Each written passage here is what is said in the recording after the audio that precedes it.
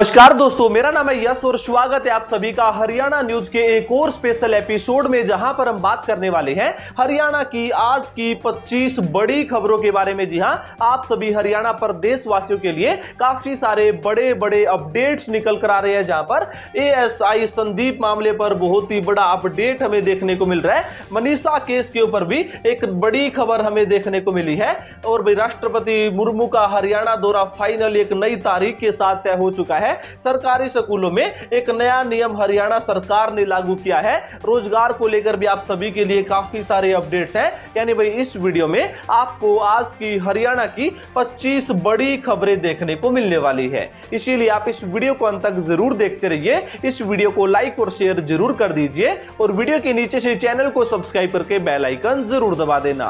तो आपका समय यहां पर बिल्कुल भी बर्बाद नहीं करेंगे। चलिए फटाफट हम बात करते हैं हरियाणा की आज की सभी टॉप खबरों की। तो पहली और सबसे बड़ी खबर निकल कर आ रही है राष्ट्रपति मुर्मू का हरियाणा दौरा। जी हां, एक बहुत ही बड़ी खबर देखने को मिली है, जहां पर अभी से कुछ दिनों पहले 17 अक्टूबर को इस दौरे को निर्धारित किया गया था, लेकिन कुछ रीजंस के चलते उस समय पर उस दौरे को कैंसिल कर दिया गया, पोस्टपोन कर दिया गया और अब नई तारीखें यहां पर आपके राष्ट्रपति मुर्मू द्रौपदी मुर्मू की यहां पर डेट्स तय हो चुकी है। चलिए पूरी खबर के ऊपर नजर डालते हैं। तो हरियाणा के अंबाला में स्थित एयरफोर्स स्टेशन द्वारा 29 अक्टूबर को एक विशेष कार्यक्रम आयोजित किया जाएगा। कार्यक्रम में देश की राष्ट्रपति द्रौपदी मुर्मू शामिल होने वाली है। पहले यह दौरा 18 अक्टूबर को प्रस्तावित था, जिसे बाद में कुछ रीजंस के चलते पोस्टपोन कर दिया गया था।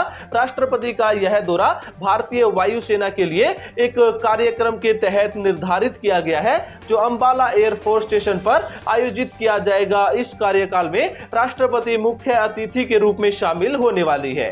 तो भाई हरियाणा दौरे पर राष्ट्रपति द्रौपदी मुर्मू के हरियाणा दौरे पर यह हमें बड़ा अपडेट देखने को मिला है। उसके बाद हम बात करते हैं अगली खबर की। तो खबर निकल कर आ रही है एएसआई संदीप लाठर की बहनों का बड़ा स्टेटमेंट हमें देखने को मिल रहा है, जहां पर पूरी खबर आप सभी लोग स्क्रीन पर देख लीजिए। गुरुवार को विधायक विनेश फोगाट ने आत्महत्या करने वाले एएसआई संदीप लाठर के घर पहुंचकर परिजनों से मुलाकात की। इस दौरान संदीप की बहनें फूट फूट कर रो पड़ी और विधायक के इंसाफ की मांग की। जी हां, संदीप की बहनों ने रोते हुए कहा कि संदीप ने भ्रष्टाचार के खिलाफ आवाज उठाई, लेकिन किसी ने उसका साथ नहीं दिया, जिससे मजबूर होकर उसने आत्महत्या जैसा कदम उठा लिया। बहनों ने कहा कि भाई ने देश की ईमानदारी से सेवा की, वह कमजोर नहीं था, वह बस हमें उसके लिए न्याय चाहिए।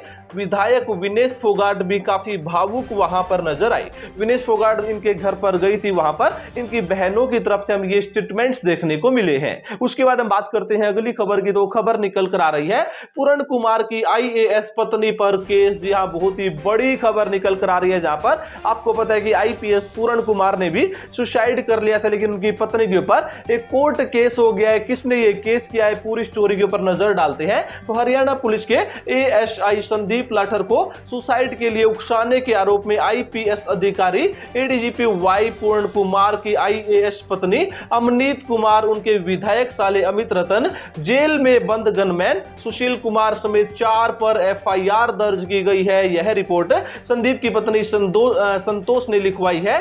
इसके पहले परिजनों ने बुधवार सुबह सांत्वना देने आई मुख्यमंत्री नायब सिंह सैनी से कार्यवाही की मांग भी की थी। यानी भाई अब ये जो चेहरा था आईएएस, ये जो पत्नी थी पूर्ण कुमार की पत्नी थी, इनके ऊपर भी अब यहाँ पर एएसआई की जो फैमिली, एएसआई की जो पत्नी है संतोष है, उन्होंने एफआईआर दर्ज कराई है। उसके बाद हम बात करते हैं अगली खबर की। तो खबर निकल कर आ रही है मनीषा केस पर नया अपडेट। जी हां, मनीषा मौत मामले की मिस्ट्री को सुलझाने के लिए सीबीआई अधिकारी मंगलवार शाम छठी बार मनीषा के घर पहुंचे थे। अधिकारियों ने मनीषा के पिता को पूरा भरोसा दिलाया कि आरोपी भले ही कितना बड़ा और कोई भी हो, सच्चाई सामने हम लाकर रहेंगे। सीबीआई मनीषा के पिता से 9 दिन में 2 बार 2-2 घंटे की लंबी पूछताछ कर चुकी है।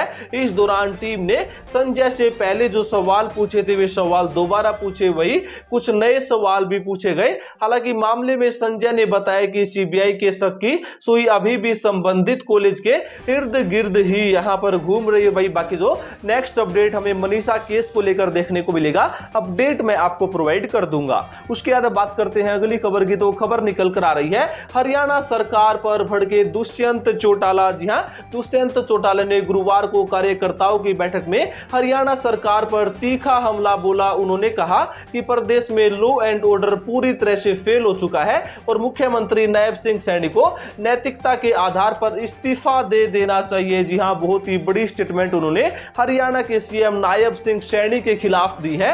दुष्यंत ने कहा कि हरियाणा में रोजाना हत्या, डकैती, रेप और रंगदारी के मामले बढ़ रहे हैं, जबकि सरकार और ब्यूरोक्रेसी के बीच कोई संवाद नहीं रह गया है। उन्होंने तंज कसते हुए कहा कि मुख्यमंत्री अब एक चपरासी तक को सस्पेंड करने की स्थिति में नहीं है।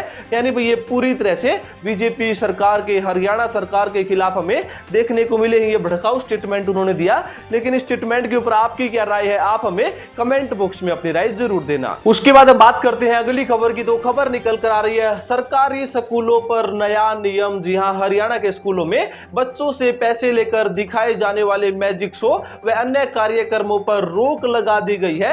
ऐसा करने पर सख्त कार्यवाही की जाएगी। इस बारे में निदेशक माध्यमिक शिक्षा हरियाणा पंचकुला ने एक लेटर भी जारी किया है। जी हां, राज्य के सभी सरकारी व प्राइवेट स्कूलों में बिना परमिशन के मैजिक शो या किसी भी प्रकार के निजी कार्यक्रमों के आयोजन पर सख्त रोक लगा दी गई। यदि कोई स्कूल किसी भी टाइप का कोई भी प्रोग्राम करना चाहता है तो भी उसको यहां पर शिक्षा बोर्ड से परमिशन लेनी पड़ेगी। उसके बाद हम बात करते हैं अगली खबर की। तो खबर निकल कर आ रही है हरियाणा के नए डीजीपी का ऐलान। जी आप सभी को बताएं कि हरियाणा के जो पुराने डीजीपी थे उनको लंबी छुट्टी पर भेज दिया गया है।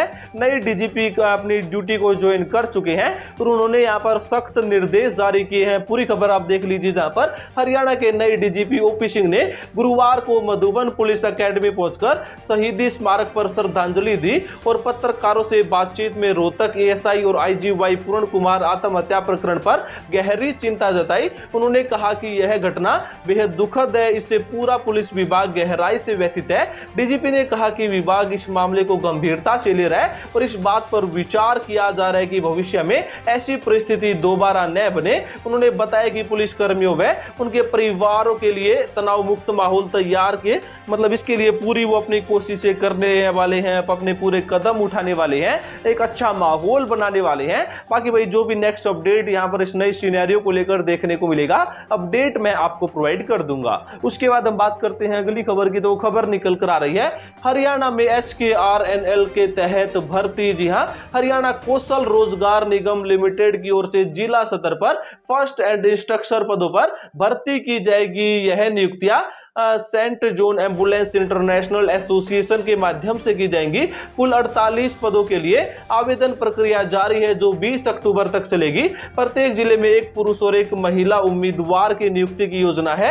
आवेदन के लिए ANM, GNM या फिर BSc नर्सिंग जैसी योग्यताएं अनिवार्य रखी गई है और अभ्यर्थी के पास कम से कम 1 वर्ष का अनुभव भी होना चाहिए। जी हाँ, HKRNL डिपार्टमेंट वालों के लिए एक बहुत ही बड़ी खबर हमें देखने को मिली है। उसके बाद हम बात करते हैं अगली खबर की। तो खबर निकल कर आ रही है कांग्रेसी राव नरेंद्र सिंह का बड़ा एक्शन। जी हां, कांग्रेस प्रदेशाध्यक्ष राव नरेंद्र सिंह ने पार्टी अनुशासनहीनता पर पहली बड़ी कार्यवाही की है, जहां पर दादरी में आयोजित वोट चोर गद्दी छोड़ कार्यक्रम के दौरान हुई अव्यवस्था में के बाद उन्होंने पूर्व विधानसभा प्रत्याशी मनीषा सांगवान को कारण बताओ नोटिस जारी किया है।